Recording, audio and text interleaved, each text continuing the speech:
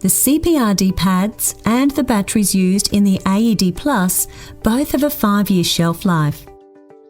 To replace the AED Plus's batteries, you will need to install 10 consumer type 123A lithium batteries.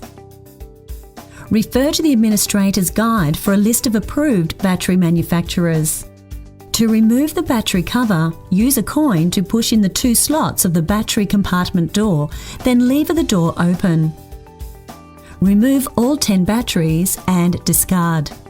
Insert the new batteries, making sure that they are securely seated and properly orientated. After installing the new batteries, the AED Plus will prompt you to press the battery reset button. If new batteries, press button.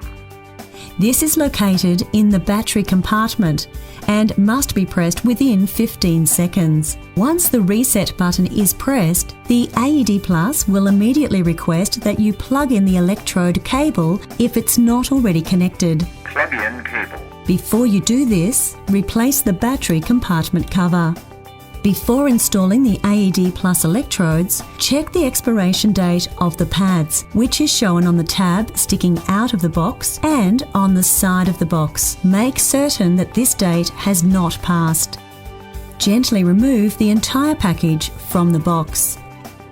Sit the package in the lid of the AED Plus and connect the white electrode plug into the socket. Ensure the plug is seated firmly.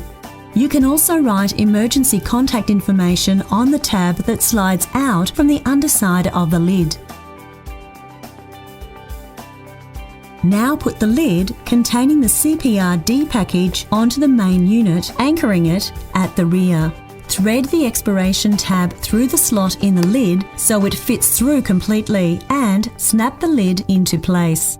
You may wish to perform a manual self-test at this point. Do this by pressing and holding the on-off button for 5 seconds. The AED will announce Unit OK. and show a green tick in the window if the unit has passed the test. Return the AED Plus to its usual location. If the unit has failed its self-test, it will announce Unit failed and display a red X. Check the administrator's guide for troubleshooting.